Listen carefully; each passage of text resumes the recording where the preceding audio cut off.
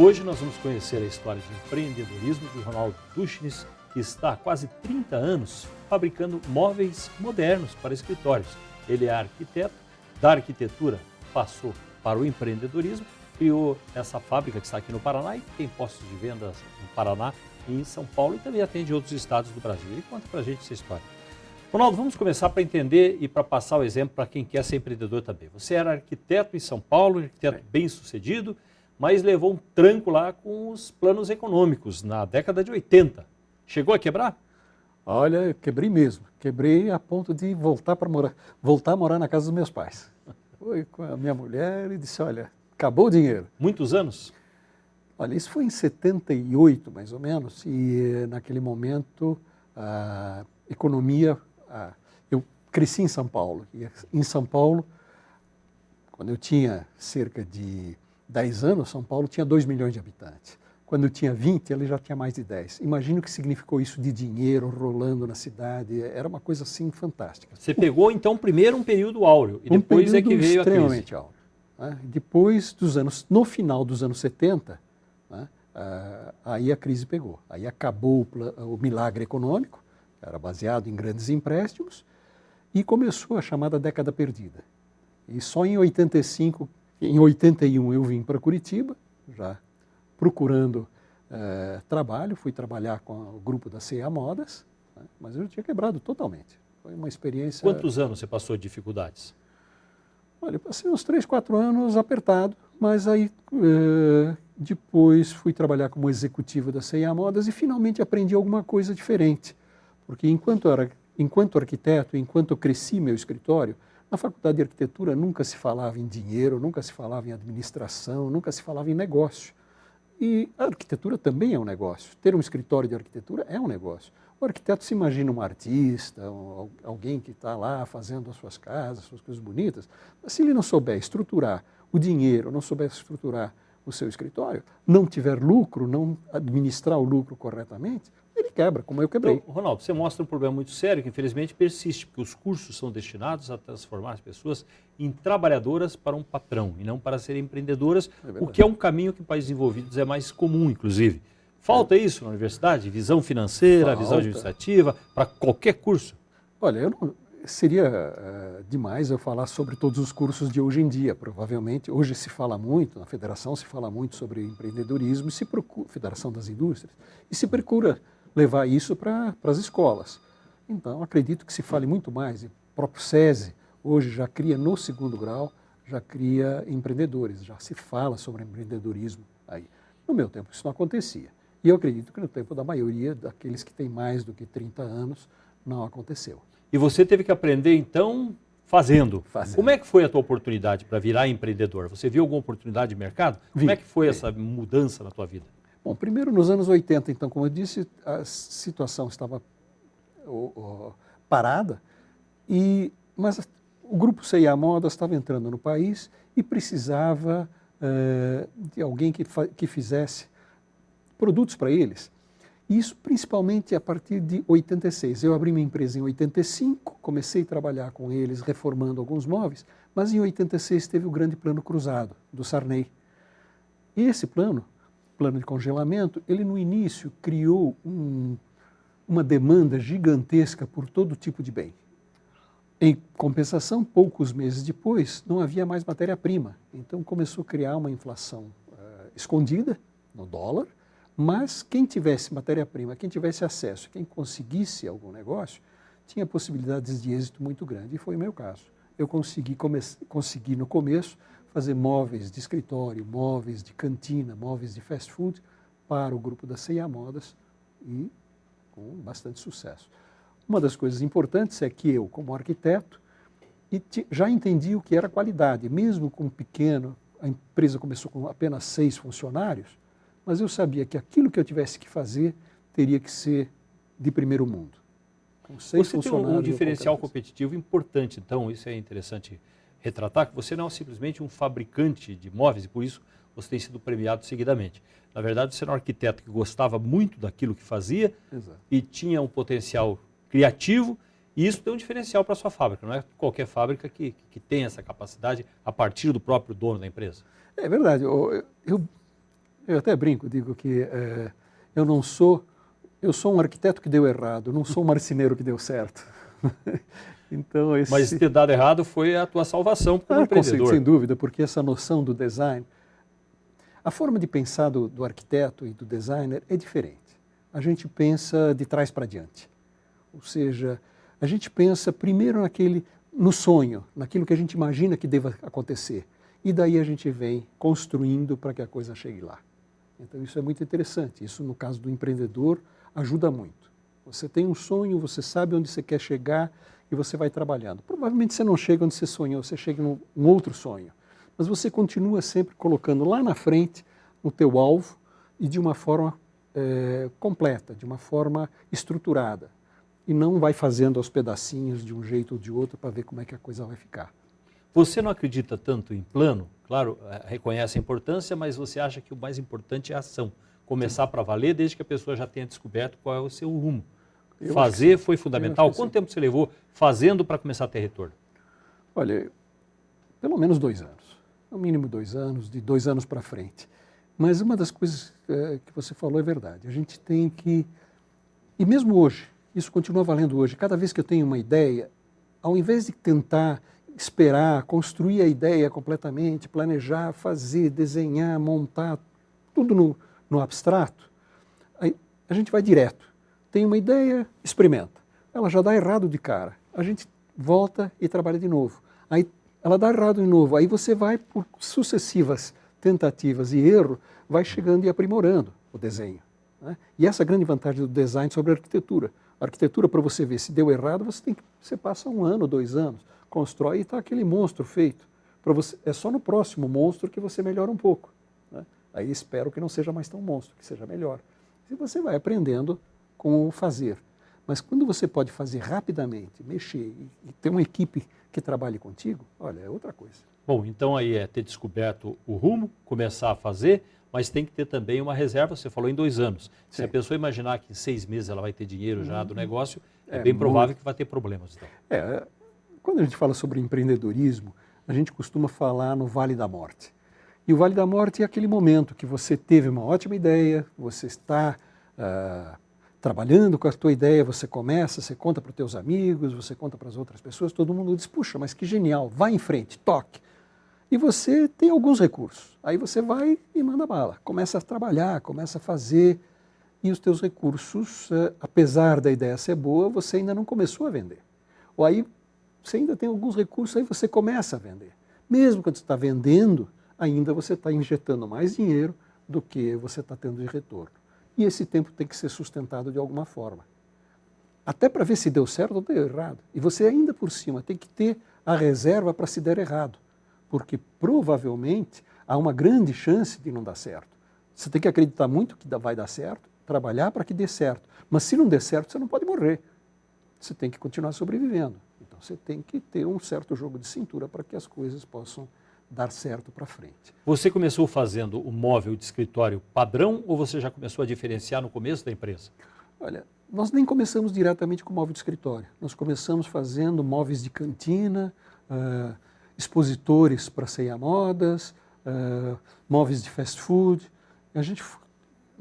Todos eles com bom desenho. Era sempre o princípio de ter um desenho bonito, um desenho diferente para cada... Eu sempre desobedecia quem vinha pedir alguma coisa para mim, porque eu trazia de volta algo diferente. Se o sujeito me pedia, eu quero um móvel de cantina deste jeito, eu vinha com outro. E isso sempre, desde que o cliente topasse, este outro era melhor do que aquilo que ele imaginava, porque ele vinha do padrão que ele tinha na cabeça dele. Tanto que quando nós começamos a fazer móvel de escritório, também foi assim, as pessoas vinham, eu quero uma mesa. Só que na cabeça dele, uma mesa era era um plano com 4 pés. E a gente vinha com uma estação de trabalho, que é outra coisa. Ronaldo, você começou fazendo mesa mais comum, porque naquele tempo é máquina de escrever. Exato. E aí, com o tempo foi mudando, o computador chegou, como é que é essa adaptação a cada etapa da história? Uma das coisas interessantes, talvez até por ser arquiteto, é que eu sempre olhava o que estava acontecendo no mundo dos negócios e no mundo da tecnologia. Como é que a tecnologia estava mudando? Foi exatamente nesse momento que eu comecei a perceber as possibilidades enormes de desenho que haviam.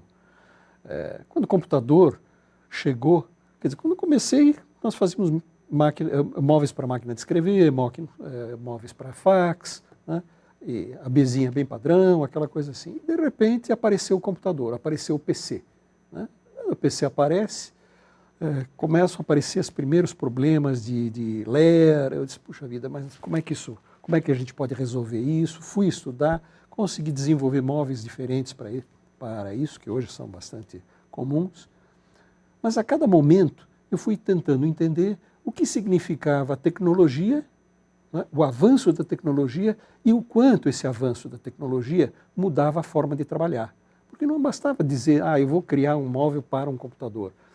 Quando apareceu o computador, mudou a relação ao trabalho. Os espaços, as salas fechadas começaram a se abrir, a organização que era totalmente militar, né, do administrador para o seu, quer dizer, aquela árvore da hierarquia, que era muito rígida, passou a se transformar em matricial. As equipes começaram a se formar de jeitos diferentes, e para isso eles precisavam de ambientes diferentes. Então, não só o móvel, mas o espaço tinha que ser concebido de outra forma. E isso sempre foi o mote que me levou e que me entusiasma até hoje a criar novas soluções, porque eu vejo que essas soluções, a gente dá a chance, à medida que trabalha junto, a gente permite que a criatividade dos funcionários, das pessoas que vão trabalhar, aumente de uma forma extraordinária. E com relação ao trabalho, ao mercado, ao local de trabalho, o que é importante? O que é que a pessoa tem que ter para que ela produza mais, se sinta mais feliz, ou pelo menos mais à vontade também com o trabalho? Porque você vê o lado humano. Sim. Eu acredito que hoje nós estamos chegando a uma era diferente, a era das ideias. Né? A gente, à medida que pode trabalhar em qualquer lugar, de qualquer forma, e a gente começa a olhar no planejamento urbano uma necessidade, e até pelo excesso, pelo tamanho que as grandes cidades têm e pelas dificuldades que o trânsito tem, as pessoas começam a procurar formas de trabalhar mais próximo da residência, mais próximo do ambiente de lazer. Então, deixa de haver uma dicotomia, uma separação tão grande entre as várias funções. Quando a gente imagina Brasília, o planejamento de Brasília, ele é cartesiano total. Ele é antigo no sentido de que ele separa a habitação, o eixo da habitação, do eixo do trabalho, que é o eixo dos ministérios, do lazer, que é feito lá no lago. Então você tem 3 áreas, tudo muito longe, você tem que ir de automóvel, você tem que andar grandes distâncias para você sair da sua casa, para você chegar no trabalho ou para você ir para o lazer. Quando você vê uma cidade moderna, como Curitiba é, ou como São Paulo procura ser, as pessoas começam a procurar trabalhar mais próximos umas das outras, e essa ideia do trabalho não ser mais uma coisa tão desagradável, mas ser uma coisa cada vez mais humana, mais humanizada. E com isso, os ambientes também têm que acompanhar essa ideia. Tem que se criar ótimos lugares de convivência dentro das empresas, onde as ideias possam fluir, onde um funcionário de uma área encontra um funcionário de outra e, de repente, começam a bater um papo e dizem, puxa, mas olha, que tal essa ideia? Vamos levar para o tal cara para ver se a gente consegue intraempreender, ou seja, desenvolver novas ideias dentro daquela empresa. Então, isto ajuda bastante. E o próprio local de trabalho, a tendência é o quê? De futuro? Porque hoje é uma leveza maior, um espaço, inclusive, que não precisa ser tão grande, porque não tem tanta coisa como no passado, fax, aquela coisa toda que as pessoas tinham. Fora o fato de que o preço do metro quadrado dentro da cidade está cada vez mais alto, por isso o espaço tem diminuído bastante. Qual que é a tendência do futuro? Como é que vão ser os escritórios? Eu acredito que o posto de trabalho continua existindo, não é? As pessoas têm uma certa necessidade de ter alguma ancoragem dentro das empresas, mas cada vez mais ter alguns espaços de lazer, não é bem de lazer, são espaços de convivência criativa. À medida que você cria equipes, bom, eu esqueci de comentar uma coisa extremamente importante, os novos equipamentos dão uma liberdade de uma interconectividade absolutamente incrível. Nós podemos estar conversando aqui, evidentemente sendo vistos por muita gente, mas neste momento nós não estamos conversando com todas essas pessoas. Mas quando a gente está no ambiente do escritório, a gente está falando com pessoas que estão, sei lá, eu estou falando com gente que está na China, com gente que está nos Estados Unidos, com uma facilidade incrível. E isso muda tudo, né? Então, às vezes basta um iPad, basta um smartphone para eu estar trabalhando em qualquer lugar. Eu posso ir para a praia e estar trabalhando lá. Isso cada vez mais vai acontecer. Não digo que ir para a praia e trabalhar na praia, porque aí pode estar confundindo um pouco as coisas, mas trabalhar em ambientes diferentes. Então, oferecer possibilidades diferentes para as pessoas é alguma coisa que vai acontecer cada vez mais. Desde a indústria, tá? Desde dos empreendedores, como a indústria de mobiliário, que aí deixa de ser necessariamente mobiliário de escritório. Pode ser sofás, poltronas, outras coisas que dão liberdades completamente diferentes. Ambientes que possam ser montados de um jeito, transformados, né? Num instante você junta uma equipe, coloca todas as mesas juntas, essa equipe está formada por 10 pessoas, mais uma tela que tem as pessoas que estão lá na matriz, mais outra tela que tem numa outra circular.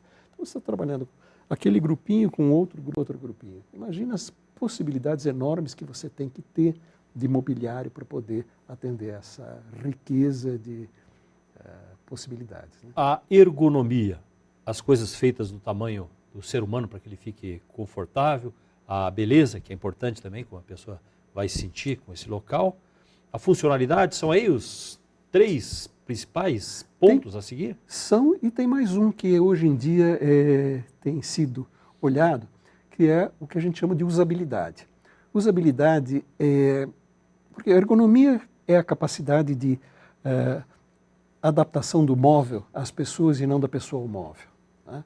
A funcionalidade está ligada aos processos, mas a estética à natureza, né? Nós queremos ambientes gostosos e agradáveis.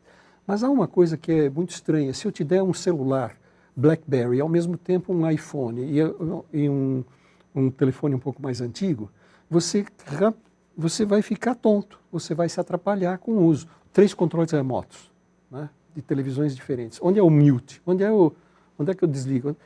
Ou seja, a usabilidade dos equipamentos vai ter que mudar. Eu entro num site, eu quero ir rapidamente para uma informação. Tem site que não me deixa chegar naquela informação, dá um trabalho enorme. E ele quer me vender alguma coisa, mas ele me atrapalha, porque num certo momento ele me desvia, eu vou para outro lugar e esqueço o que eu ia comprar. Então a usabilidade é mais uma quase que ciência que hoje tem se desenvolvido para que te permita, com mais rapidez e com mais facilidade, utilizar os equipamentos que estão à tua disposição. Que é o tempo, a economia do tempo. É o tempo. E é desagradável, né? Imagina, é muito normal você sentar numa cadeira de escritório e ficar procurando onde é que está a manivelinha e como é que essa manivelinha funciona, como é que vai para frente, vai para trás. Ou então você vai abrir o teu computador para mostrar alguma coisa para uma pessoa importante e você fica ali perdendo tempo, procurando. Sabe aquela coisa de procurar arquivo? Eu quero te mostrar um negócio, mas espera aí, onde é que está?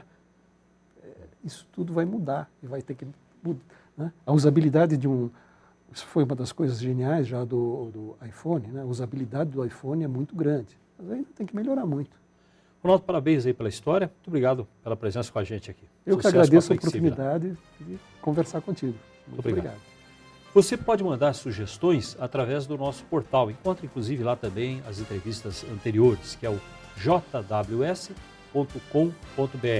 Nós temos um intervalo, daqui a pouquinho o terceiro bloco do Paraná Business aqui na Band.